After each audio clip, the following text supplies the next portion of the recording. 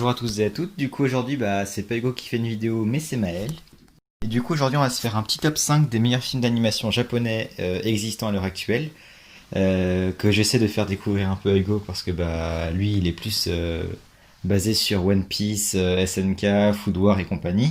Mais bon, ça, il en parlera dans une autre vidéo. Et du coup, j'essaie de lui faire découvrir un peu des nouveaux trucs, dont ces films-là. Et du coup, je vous les partage un petit peu. Et à la fin, ça fera peut-être un petit bonus en mettant un ou deux films supplémentaires. On verra bien.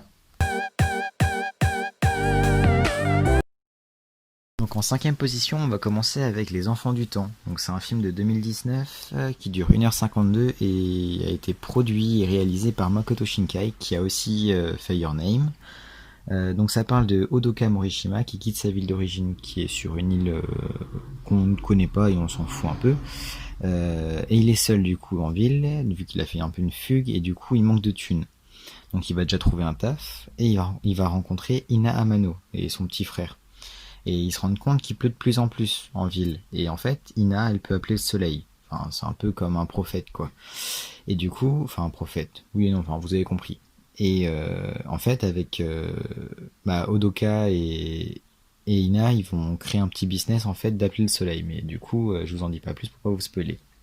Du coup, mon avis, c'est un très bon film. Les images sont super belles et enfin voilà, vraiment c'est top. C'est un peu comme Your Name, enfin au niveau du style, des musiques et de l'ambiance. C'est prenant, original et ouais vraiment c'est top. Et du coup si je devais donner une petite note ce serait un 6,5 sur 10 parce qu'il y a quand même quelques petits défauts malgré que le film soit très cool. Par exemple, qu'est-ce qu'on pourrait montrer en défaut?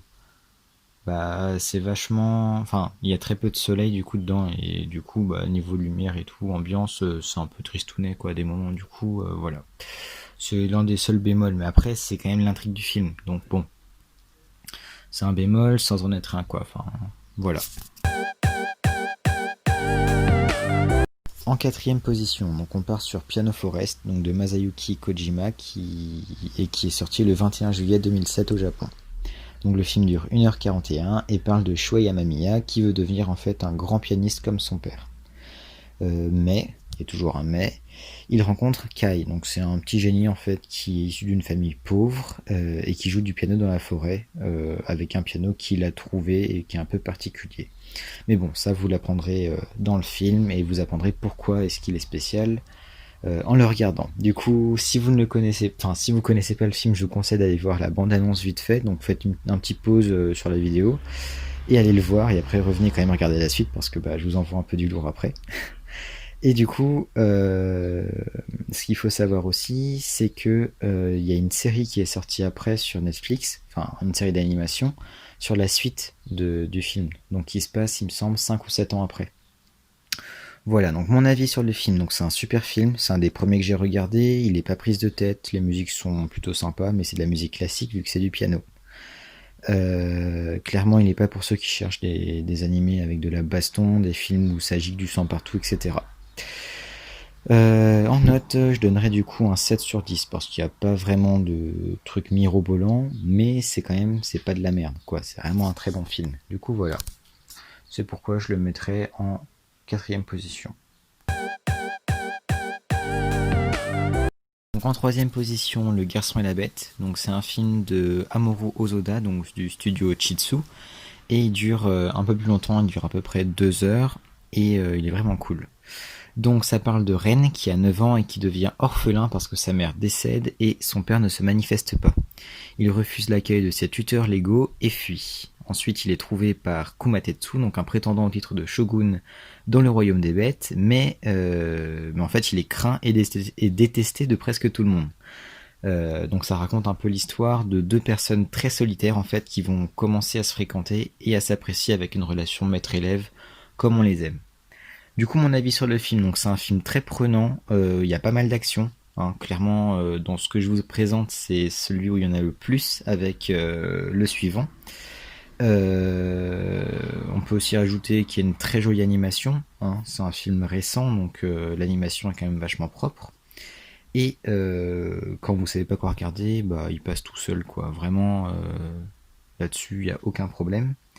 Et on peut aussi ajouter que la VF est pas trop mal, hein. Bon, la VO reste quand même mieux, mais la VF n'est pas dégueulasse.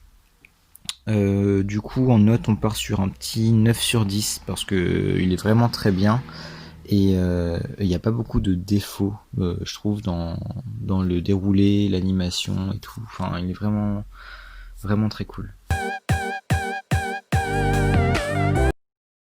Ensuite, en deuxième place, on part sur Princesse Mononoke, donc de Hayato Miyazaki, un maître, clairement. Donc du studio Ghibli. Donc il est sorti le 12 juillet 1997 au Japon, donc c'est quand même un film assez vieux, il a 23 ans. Et il dure 2 heures et quart, donc il est quand même plutôt long. Donc ça parle de Ashitaka, qui est maudit en fait parce qu'il a tué un dieu sanglier qui est devenu un démon. Et du coup, bah, vu qu'il est maudit, il cherche un moyen de se guérir et atterrit dans un village, donc le village des Forges, où il rencontre Dame Eboshi et la princesse Mononoke. Donc j'en dis pas plus sur le déroulé de l'histoire parce que bah sinon ça va vous spoil et ce serait pas cool.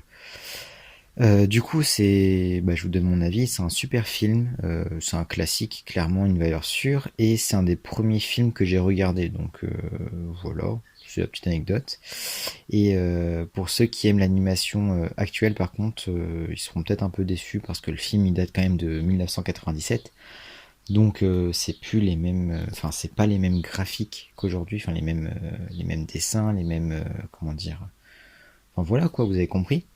Mais ça reste quand même un super film, vraiment, il est vraiment très cool.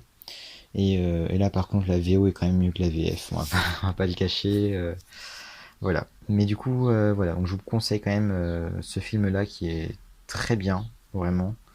Et aussi, il peut être regardé sans modération, quoi. Une fois, deux fois, trois fois, 10 fois, il n'y a pas de problème là-dessus. Il se regarde autant que vous voulez. Et bien évidemment, numéro 1, Your Name, donc de Makoto Shinkai, qui a aussi fait Les Enfants du Temps. Donc il est sorti le 26 août 2016, et j'ai pris le synopsis de Wikipédia pour vous en parler, parce que sinon je vais trop m'étaler, parce que j'adore ce film, et j'aurais trop de choses à dire dessus. Du coup, Mitsuha, donc une étudiante du Japon rural, et Taki rêvent chacun, sans se connaître, de la vie de l'autre. Un matin, ils se réveillent dans la peau de l'autre, autre sexe, autre famille, autre maison, autre paysage. Bon voilà, je vais pas en dire plus que le synopsis. Si vous êtes intéressé, allez voir la bande-annonce. Et voilà, parce que sinon, si je commence à parler dessus, je vais tout vous spoil. Donc clairement c'est un de mes films préférés, voilà, à chaque fois j'ai des frissons quand je le regarde du début à la fin. Et c'est un incontournable, vraiment tout est nickel dans le film, il est parfait. Il n'y a rien à dire. Du coup voilà, donc une note que je mettrais c'est un 10 sur 10 et si on peut mettre plus, bah mettez plus. Parce que vraiment il est top et vous devez le regarder. Vraiment s'il y a un film, que vous aimez ou pas les animations, enfin les films d'animation, etc., vous devez le voir. Voilà. Clairement, vous devez le voir. Même la VF, elle est pas mal. La VO est mieux, bien évidemment, mais la VF est pas mal aussi. Mais voilà, vraiment, allez le regarder, faites-vous plaisir, c'est le plaisir des yeux, vraiment, il est top, allez le voir. Voilà, donc en petit bonus, je rajoute Silent Voice, donc réalisé par Naoko Yamada, donc il dure à peu près 2h09, donc 2h10.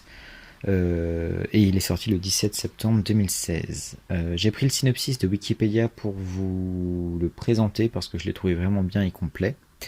Donc, Nishimiya est une élève douce et attentionnée. Chaque jour, pourtant, elle est harcelée par Ishida car elle est sourde.